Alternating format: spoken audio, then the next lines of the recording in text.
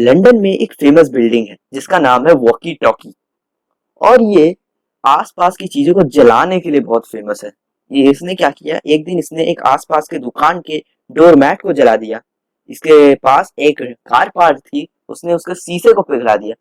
अब बात ये आती है कि ये ऐसा कैसे कर पा रहा है। अब देखो, वॉकी टॉकी जो बिल्डिंग है, ये एक फोन है। ऐसा एक फोन होता है वॉकी टॉकी। और ये जो ऐसा कर पा रहा है, ये हो रहा है ड्यू टू इट्स शेप, इसका शेप के कारण। और ऐसे ही तो आप देख पा रहे हैं थोड़ा कर्व है। तो आज ही हम बात करने वाले कर्व्ड चीजों के बारे में। ठीक है, तो चलो शुरू करते हैं। आपने प्लेन मिरर्स देखे होंगे, प्लेन मिरर्स, और ये है उसका बैक साइड पोर्शन जो पॉलिश होता है, और आगे वाला पोर्शन जो रिफ्लेक्ट करता है। अगर मैं इसे आगे की तरफ मोड़ दूं, कुछ ऐसे आगे की तरफ, तो हमें मिल जाने वाला है इस टाइप की मिरर, जिसमें ये होगा बैक साइड पोर्शन और ये होगा हमारा रिफ्लेक्टिंग साइड। पर अगर मैं ऐसा ना करके इसको इधर से पीछे से फोल्ड करूं, तो हमें मिल जाने वाला है कुछ ऐसा मिरर। ठीक है, तो जिसका रिफ्लेक्टिंग साइड इस साइड होगा और जिसका पॉलिश साइड इस साइड होगा। तो ये हम देख सकते हैं, कुछ ये रहे दोनों मिरर्स। इसका नाम है कॉन्वेक्स और इसका नाम है कॉनकेव। आज हम बात करने वाले हैं कॉनकेव नाम के मिरर्स के बारे में। तो देखो, हम इसे कॉनकेव इसलिए कि इसकी जो रिफ्लेक्टिंग साइड होती है वो केव बनाती है, केव, इसलिए हम इसे कॉनकेव मिरर बात करते हैं। कॉनकेव मिरर में डिटेल से जाने से पहले चलो हम एक प्लेन मिरर की एक प्रॉपर्टी को जान लेते हैं। तो यहाँ मेरे पास है एक प्लेन मिरर और इस पे मैं पैरेलल रेज को इंसिडेंट कराने वाला हूँ, पैरेलल। उसके बाद हम देखेंगे नॉर्मल ड्रॉ करके कि इसका रिफ्लेक्टेड रे किस डायरेक्शन में होती है। तो मैंने कुछ ऐसे पैरेलल रेज को इंसिडेंट कराया है, इस पॉइंट पे, इस पॉइंट पे, इस पॉइंट पे। अब मैं इस पॉइंट, हर एक पॉइंट पे एक नॉर्मल को ड्रॉ करने वाला हूँ, कुछ ऐसे ऐसे ऐसे। तो मैंने यहाँ पर हर एक पॉइंट को पे नॉर्मल को ड्रॉ कर दिया है। अब हम एंगल ऑफ इंसिडेंस देखेंगे और हम लोग को मालूम है लॉज ऑफ रिफ्लेक्शन के अनुसार angle of incidence is equals to angle of reflection होता है। तो यहाँ देखोगे कि यहाँ पे तो ओवरलैप कर रहा है नॉर्मल और इंसिडेंट रे, इनके बीच का तो एंगल 0 डिग्री है। एंगल ऑफ इंसिडेंस तो 0 है, तो एंगल ऑफ रिफ्लेक्शन भी 0 हो जाएगा। और ये इसी पाथ पे जो रेज है वो रिट्रेस करके अपने पाथ को इसी पाथ पे जाने वाली है। ऐसे कुछ ये रेज जो है ये पीछे रिफ्लेक्ट होने वाली है। मतलब अगर हम इस रेज पे फोकस करें, इन रिफ्लेक्टेड रेज पे, तो हम देखेंगे पैरेलल रेज को अगर हम इंसिडेंट कर रहे हैं तो रिफ्लेक्टेड रेज जो है वो भी पैरेलल निकल रही है। तो ये प्रॉपर्टीज हम लोग जाना कि अगर हम पैरेलल रेज प्लेन मिरर पे इंसिडेंट कराते हैं तो रिफ्लेक्टेड रेज जो होने वाली है, रिफ्लेक्टेड रेज, वो भी पैरेलल ही निकलने वाली है, पैरेलल। अब अगर हम कॉनकेव मिरर पे पैरेलल रेज को इंसिडेंट करें तो उनकी रिफ्लेक्टेड रेज कैसे होने वाली है, तो चलिए उसी को देखते हैं। तो ये रहा कॉनकेव मिरर।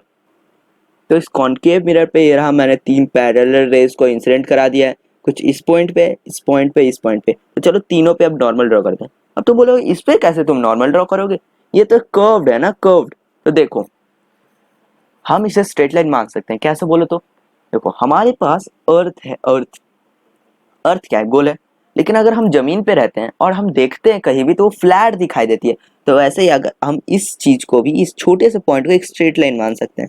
इस छोटे से हिस्से को हम कुछ स्ट्रेट लाइन मान सकते हैं और इस पे हम ऐसे एक ड्रॉ कर सकते हैं नॉर्मल।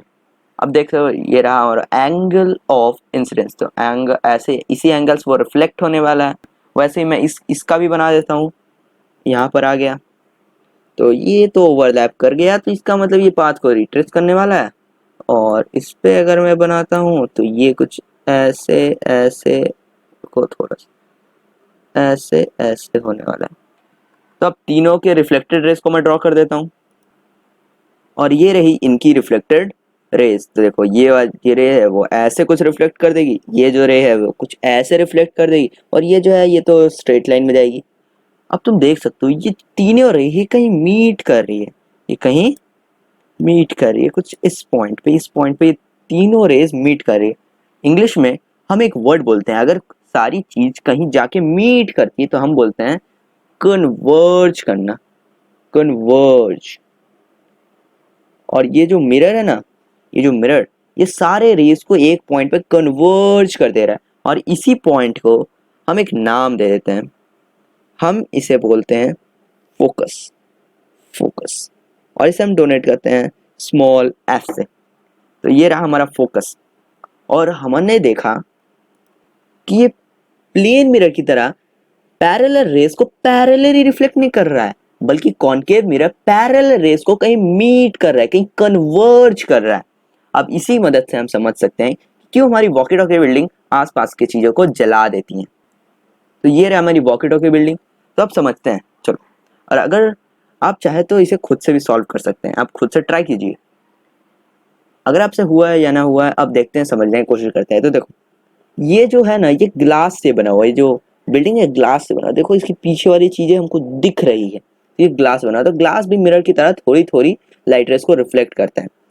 तो क्या होगा, इस पे ना सन की पैरेलल रेस जो होंगी वो आएगी सिमिलरली, और वो भी कहीं कन्वर्ज कर देना है, क्योंकि देखो ये भी कॉनकेव शेप का है, लाइक दिस। ये देखो ये भी कॉनकेव शेप का है। तो ये आएगी इंसिडेंट रेस सन से और पैरेलल, और यहाँ पर आके यहाँ से रिफ्लेक्ट होके वो कहीं कन्वर्ज हो जाए। अब तुम बोलोगे यहाँ तो आकाश है, यहाँ कन्वर्ज होके ब्राइटनेस और हीट जनरेट होने से यहाँ क्या जलेगा। देखो नीचे भी तो आ रही है ना, तो नीचे आने से यहाँ पर भी तो लाइट रेज जाके कन्वर्ज होने वाली है ना। तो ऐसे ही पैरेलल रेज अगर सन से आती है तो वो कहीं कन्वर्ज हो जाती है, क्योंकि हमारा वॉकी टॉकी बिल्डिंग जो है वो कॉनकेव शेप का, उसे कन्वर्ज कर देता है। उस पॉइंट पे बहुत ज़्यादा हीट जनरेट होते हैं, तो या डोरमेट जल जाती है या ग्लास पिघल जाता है। अब तुम बोलोगे ये कैसे होने लगा, सन की रेज पैरेलल, मतलब तुम बोलोगे अब सन की रेज कभी पैरेलल कैसे लगने लगी, वो तो कभी एंगल पे निकलती है ना, कोई एंगल पे, तो सन की रेज पैरेलल कैसे होने लगी। तो अब तुम ये देखो, यहाँ पर मेरे पास एक कॉनकेव मिरर है। अब देख सकते हो ये जो है इस रेज और इस रेज के पास बहुत ज्यादा एंगल है, और देखो ये थोड़ा सामने भी है सन के। अगर हम इस कॉनकेव मिरर को दूर लेके आए कहीं इस पोजीशन पे, अगर तुम देखोगे कि इस पोजीशन पे यही छोटा कॉनकेव मिरर जो एंगल है लगभग 1 to 2 डिग्री का सिर्फ डिफरेंस है, ऑलमोस्ट पैरेलल है, ऑलमोस्ट पैरेलल। तुम देख रहे हो जैसे जैसे डिस्टेंस बढ़ रहा है वैसे वैसे रेस पैरेलल होती जा रही है, पैरेलल। लेकिन यही सेटिस्फाई करेगा जब ये कॉनकेव मिरर जो है वो छोटा हो डिस्टेंस के मुकाबले।